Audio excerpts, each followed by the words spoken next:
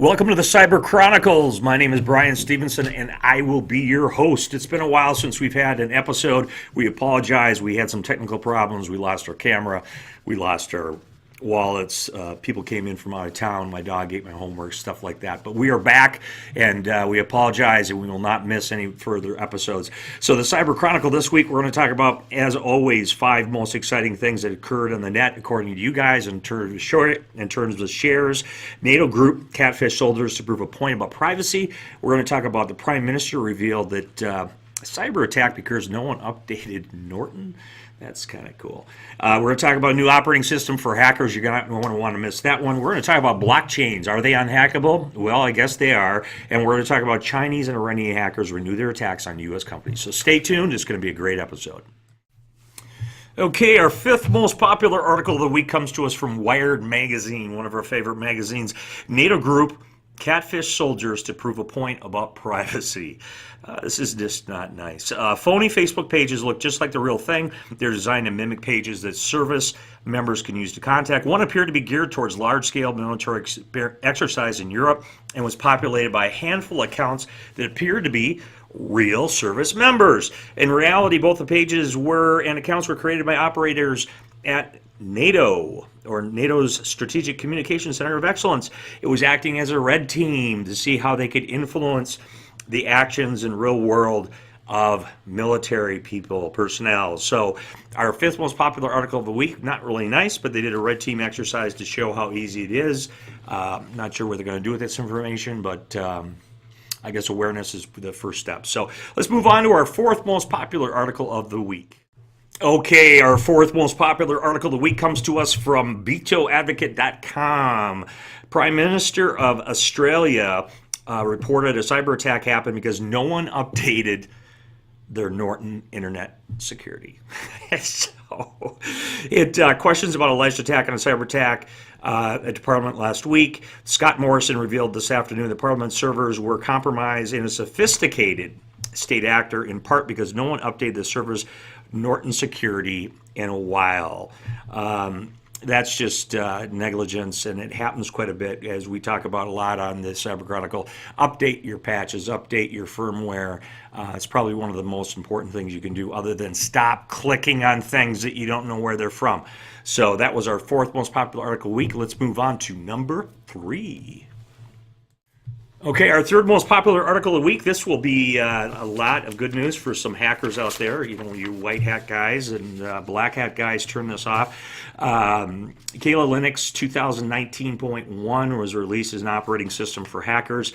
So interesting article from the Hacker News. Our friends over the Hacker News always have great stuff. Offensive Security has just released Kayla Linux 2019.1, the first version of 2019 with the Swiss Army knife for cybersecurity professionals.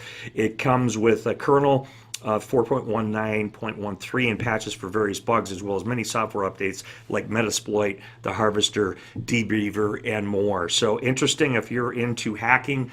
Definitely want to check that out. Kayla Linux 2019.1. Of course, we'll have the link listed below. So let's move on to our 2nd most popular article of the week. Okay, we're cooking with gas this morning, kids. So once hailed as unhackable, blockchains apparently are hackable. You know, you never say, there's no definitives in IT, and so when you ever say it can't be done, someone always proves you're wrong. So blockchain has a history of all of its transactions. Attackers somehow gained control of more than half a network's computer power and was able to rewrite transaction history. That made it possible to spend some cyber cryptocurrency, let me see if I can say that right, known as double spends. The attacker was spotted pulling this off in the tune of $1.1 million. Coinbase claimed that no currency actually was stolen out of its accounts, but the second popular transaction, Gate.io, has admitted it wasn't so lucky, losing about $200,000 to the attackers, who returned it, strangely enough, half of it a couple days later. So I don't understand that, but maybe it's a white hat just trying to prove a point. So blockchains apparently are hackable. We'll have the article listed here at technologyreview.com. Another great magazine.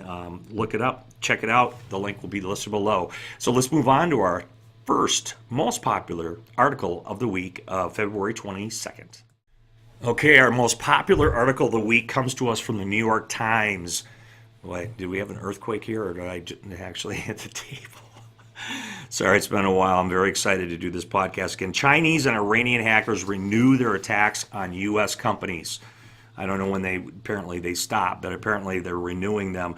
Government and business agencies in the United States have been targeted aggressive attacks by the Iranian and Chinese hackers who security experts believe have engaged in President Trump's withdrawal from Iran nuclear deal last year and his trade conflicts with China has caused a increase in cyber attacks. I'm going to throw a flag on this. I don't think it ever slowed down, but whatever. New York Times. Recent Iranian attacks on U.S. banks, businesses, and government agencies have been more extensive than previously reported, maybe because we're finally finding them.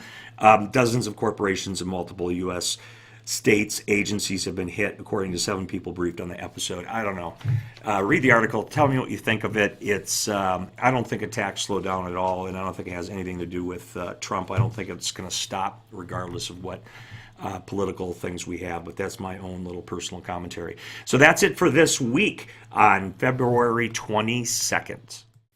As always, thank you for listening to the Cyber Chronicle. We really appreciate it. If you've not done so before, please click that little subscribe button down there. Is it right there? It's right there. I think it's right there. Hit that little subscribe button. You're not going to want to miss our episodes. We're probably going to start increasing the frequency of our episodes here. And as always, we'd like to thank some of our sponsors, Okta for this nice hat. Thank you, Josh. Fortinet for this nice shirt.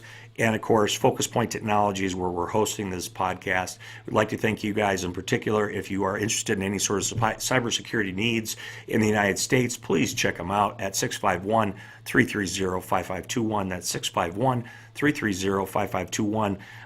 Best prices you're going to find, and honest guys. So that's it for this week. Thank you very much. And as always, be safe.